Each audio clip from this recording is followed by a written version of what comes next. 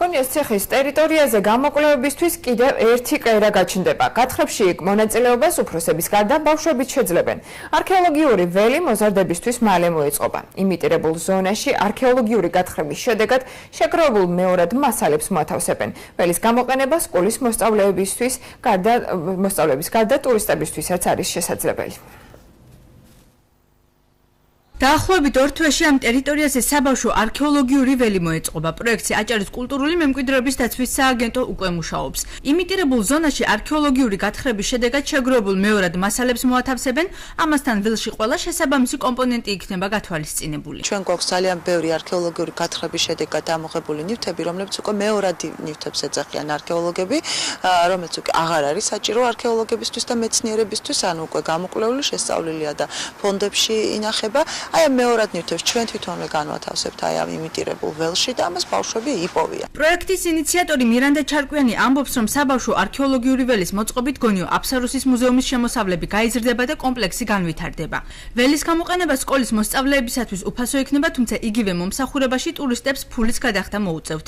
ჩარკვიანი ამბობს, რომ კომპლექსის ფუნქციონირება კულტურული მემკვიდრეობის მიმართ ბავშვების ცნობიერებას აამაღლებს. ეს იქნება პირველ რიგში თვითონ გონიოს განვითარებისთვის და ტურიზმის ნაკადის გაძლიერებისთვის აქ რა თქმა უნდა ძალიან საინტერესო იქნება. ვფიქრობ, რომ ამით ჩვენ ძალიან ვამაღლებთ ბავშვების ცნობიერებას კულტურული მემკვიდრეობის მიმართ და როდესაც ისინი არქეოლოგიურ ველზე თვითონ იმუშავებენ, თვითონ იპოვიან იმ ნივთებს, რასაც მუზეუმში პოულობენ, თვითონ წაიკითხავენ ამ ნივთების ისტორიას, თვითონ ჩახატავენ, ანუ ყველა ამ პროცესს გაივლიან, ეს იმას ნიშნავს, რომ ეს ბავშვები ბევრად უფრო მაღალი მგრძნობელობით გაიზრდებიან კულტურული მემკვიდრეობის მიმართ. ექსპედიციაში მონაწილე საჯარო სკოლის მოსწავლეების ტრანსპორტირებას გონიოს ციხემდე კულტურული მემკვიდრეობის დაცვის სააგენტო უზრუნველყოფს. ბავშვები სპეციალისტების მეთვალყურეობის ქვეშ სხვადასხვა სამეცნიერო კვლევებს ჩაატარებენ. მიწის ქვეშ აღმოჩენილი ნივთები სპეციალურად მოწყობილ სივრცეში მოიყრის თავს, სადაც მათ შეღებავენ, მოსწავლეები აქვე გაეცნობიან შესაბამის ლიტერატურასაც.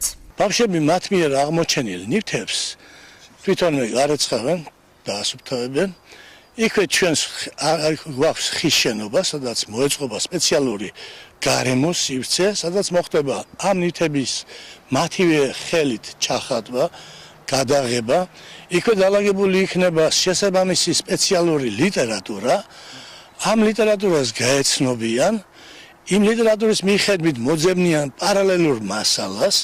შეეძლებათ ამ მასალის დამუშავება და ტექსტობრივი თქვათ გაფორმება. ჯერჯერობით უცნობია რა თანხა დასჭირდება საბავშვო იმიტირებული არქეოლოგიური ველის მოწყობას, თუმცა ცნობილია, რომ მისი მშენებლობისთვის თანხები კულტურული მემკვიდრეობის დაცვის სააგენტოს ბიუჯეტიდან გამოიყოფა.